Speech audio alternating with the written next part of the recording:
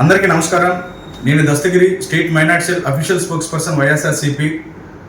ఏదైతే దేశంలో మొత్తం ముస్లిం సమాజం పైన విషయం కలుపుతున్నటువంటి మోడీతో ఆంధ్రప్రదేశ్లో చంద్రబాబు, పవన్ కళ్యాణ్ స్నేహం కొనసాగిస్తారా?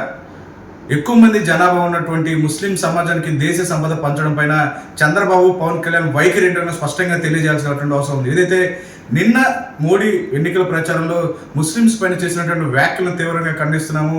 మోడీతో అసలు ఆంధ్రప్రదేశ్లో పొత్తు పెట్టుకోవాల్సినటువంటి అవసరం ఏంది? స్వలాభం కోసమే చంద్రబాబు, పవన్ కళ్యాణ్ పొత్తు పెట్టుకున్నారని చెప్పి అసలు వారి మధ్య పొత్తుకున్నటువంటి అగ్రిమెంట్ ఏందనేది కూడా మేమే చెప్పదలుచుకున్నాం. ఎందుకంటే ఏదైతే చంద్రబాబుకు సంబంధించినటువంటి చంద్రబాబు కుమారుడు లోకేష్ రాజకీయ భవిష్యత్తు కోసం, లేక దాంతోపాటు చంద్రబాబు లోకేష్ పైనటువంటి కేసులు మాఫీ చేసుకోవడం కోసం ముస్లిం సమాజాన్ని మొత్తాన్ని తాకట్టు పెట్టారని మేము చాలా బలంగా నమ్ముతున్నాం. స్పష్టంగా తేటతెల్లమైనటువంటి పరిష్కరిస్తుంది. ఎందుకంటే ఎన్నికల విషయంలో ముఖ్యంగా నిన్నటి వరకు కూడా 4% రిజర్వేషన్ పైన రకరకాలుగా ఏదైతే ఇప్పటికీ తెలంగాణలో కిషన్ రెడ్డి ప్రకటించారో, గతంలో హోంశాఖ భారతదేశ హోంశాఖ మంత్రి అయినటువంటి అమిత్ షా కూడా 4% పైన భారతీయ జనతా పార్టీ మరోసారి అధికారంలోకి వస్తే 4% రిజర్వేషన్ తొలగిస్తామని చాలా స్పష్టంగా చెప్పినప్పటికీ కూడా ఆంధ్రప్రదేశ్లో ఇటు టీడీపీ, జనసేనకి అనుబంధంగా పనిచేస్తున్నటువంటి కొన్ని ముస్లిం సంఘాలు ఖండించేటువంటి మభ్యపెట్టేటువంటి ప్రయత్నం చేశారు. నిన్న మోడీ చేసిన వ్యాఖ్యలతో చాలా స్పష్టంగా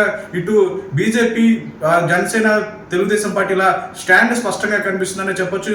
ఇటు ఆంధ్రప్రదేశ్లో కూడా ఓ పక్క షర్మిల చాలా స్పష్టంగా మేము ఎన్డీఏకి వ్యతిరేకంగా చెప్తున్నప్పటికీ కూడా ఆంధ్రప్రదేశ్లో టీడీపీ, జనసేన, బీజేపీతో పాటు ఈ ఎన్డీఏ కూటమికి ఆంధ్రప్రదేశ్ కాంగ్రెస్ పార్టీ కూడా మద్దతు ఇస్తున్నట్టు కూడా చాలా స్పష్టంగా కనిపిస్తుంది.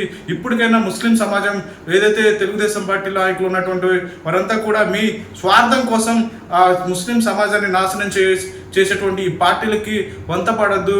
ఇప్పటికైనా సరే చాలా స్పష్టంగా ముస్లిం సమాజానికి న్యాయం చేయగలిగ ఏకైక పార్టీ దేశం మొత్తంలో కూడా ఏకైక పార్టీనే గర్వంగా చెప్పగలుగుతున్నాను. ఎందుకంటే ఆంధ్రప్రదేశ్లో 2019లో 5 ఎమ్మెల్యే స్థానాలు ఇస్తే ఈసారి 2024లో 7 ఎమ్మెల్యే అభ్యర్థులకు అవకాశం ఇవ్వడం, రాజ్యసభకి 2 ఏళ్ల తర్వాత హఫీజ్ ఖాన్ గారిని పంపించడం, ఇదంతా కూడా ముస్లిం పక్షపాతి పార్టీ, ముస్లింస్కి న్యాయం చేయగలిగే ఏకైక పార్టీ వైఎస్ఆర్సీపీ మాత్రమే కూడా చాలా గర్వంగా చెప్తున్నాను. ఇప్పటికైనా సరే ముస్లిం సమాజాన్ని కూడా ఏదైతే దేశం మొత్తంలో కూడా విషయం చిమ్ముతున్నటువంటి మోడీతో ఉన్నటువంటి ఏదైతే బేస్గా మొదటి నుంచి కూడా చంద్రబాబుకి కావచ్చు, పవన్ కళ్యాణ్ వీరెవరికి కూడా ముస్లిం సమాజం మీద పాజిటివ్ ఒపీనియనే లేదు. గతంలో చంద్రబాబు పరిపాలన మనం అంతా చూసాం.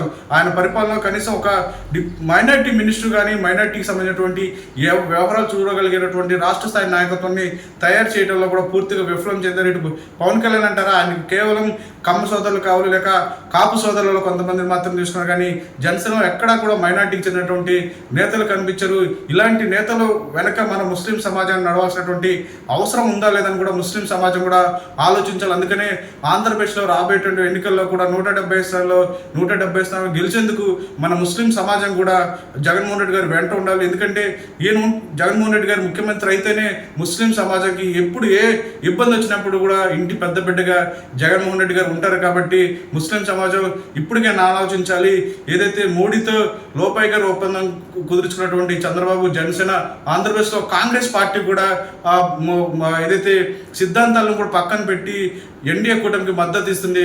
ఇప్పుడు మనం ఓట్ బ్యాంకింగ్ చేల్చడంగా లక్ష్యంగా వెళ్తున్న నేపథ్యంలో మనం మరోసారి చెప్తున్నా, జగన్మోహన్ రెడ్డి గారు వెంట నడిస్తేనే ముస్లిం సమాజం బాగుపడుతుందనేది కూడా చెప్తున్నాను.